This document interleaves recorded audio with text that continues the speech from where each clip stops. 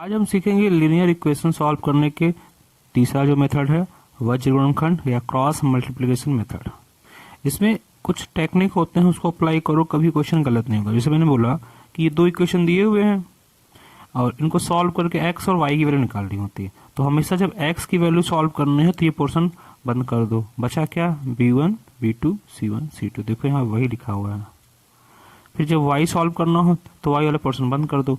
c1 c2 a1 a2 c1 c2 a1 a2। और जब c1 c2 वाला portion solve करना है, यहाँ 1 लिखना है और a1 a2 b1 b2 ये यहाँ पे लिखा हुआ है। तो यही टेक्निक अप्लाई करना है। जब लिख लेना है ऐसे तो b1 का c2 में और b2 का c1 में मल्टीप्लाई करना है, बीच में माइनस लगाना है। तो ये कुछ टेक्निक है जो लिखा हुआ है, इसी को मैं अप्लाई करके आपको दिखाऊंगा ये क्वेश्चंस के मेथड से। देखो इसमें क्या है, एक्स में लिखूंगा तो ऐसे लिखूंगा लाइन। अब एक्स वाला पोर्शन बंद कर दिया तो क्या बचा? 3 माइनस 2 माइनस 17 और 6। तो 3 माइनस 2 माइनस के 17 माइनस के 6।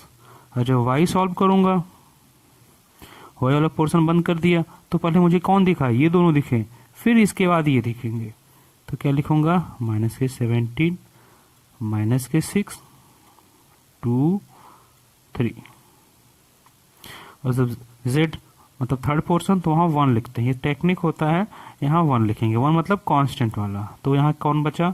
2 3 3 2 2 3 3 और माइनस के 2। याद करना साइन यहाँ पे प्लस है, सब प्लस है तो प्लस है, यहाँ कोई दिक्कत नहीं। जहां अगर माइनस हुआ वो माइनस साथ में पिक करना है।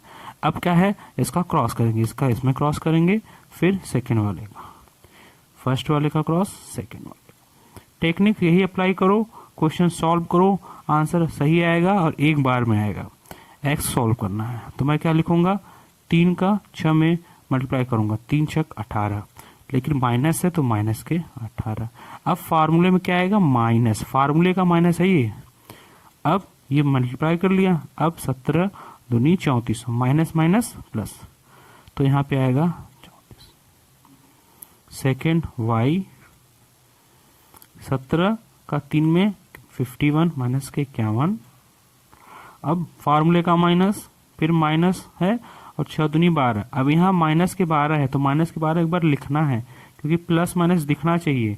यही प्लस माइनस से गलती नहीं हो जाती है। फिर फर्स्ट 1 लिख लिया। अब 2 का 2 में 2 का 2 मल्टीप्लाई किया, लेकिन क्या है? माइनस का है तो माइनस के 4। फॉर्मूले माइनस और 3 का 3 में करें हुए तो 9। ये दूसरा स्टेप। थर्ड स्टेप में इसको सॉल्व करो। एक्स की वैल्यू माइनस की है तो ये भी माइनस का है, तो ऐड कर लो। माइनस के 8 4 12 3 1 4 1 5। दूसरा ये माइनस और माइनस है, जब दो माइनस का मल्टीप्लाई करते हैं माइनस माइनस प्लस, तो 51 और प्लस के 12। तो मैं एक स्टेप और लिख देता हूं जिससे कि कंफ्यूजन न रहे। और 1 इक्वल्स यहाँ हो जाएगा, और ये माइनस के 4 माइनस के, तो माइनस के 3।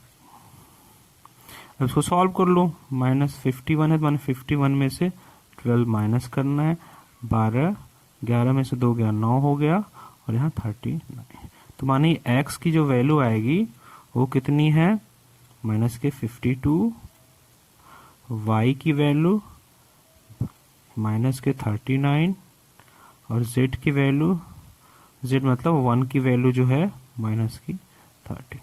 अब ये इनकम्प्लीट स्टेप है। अब एक बार x को इसके इक्वेट करो और एक बार y को इससे इक्वेट करो, ठीक है? तब जाके कंप्लीट आंसर आएगा। तो मैं एक बार इसको लिख देता हूँ, 52 39 और 13 मैं ऐसे बोल रहा हूँ। नेक्स्ट पेज में लिखते हैं x डिवाइड बाई y और 1 डिवाइड बाई कितना था, तो फिर से एक बार चेक करते हैं। 52 39 और 13, तो 52 39 और 13 ये एक्स वाई को सॉल्व करने पे आया हुआ है। मैंने बोला इसको इसके इक्वल और उसको इसके इक्वल रखो, तो x डिवाइड बाई माइनस के 52 बराबर 1 बटे माइनस के 13। ये क्रॉस मल्टीप्लाई होगा, ये ऊपर चला जाएगा तो यहाँ से आएगा x के बराबर माइनस के 52 बाई माइनस के 13, माइनस से माइनस कट गया तो इसकी टेबल में 4 बार में आता है, तो x की वैल्यू 4 आ गया। अब second step, y by minus 39 बराबर 1 बाई माइनस 13, एक इधर चला जाएगा। तो ये देखो बच्चों, ये एरो नहीं है, यही ध्यान देना है, ये एरो नहीं है लेकिन इक्वल भी नहीं है।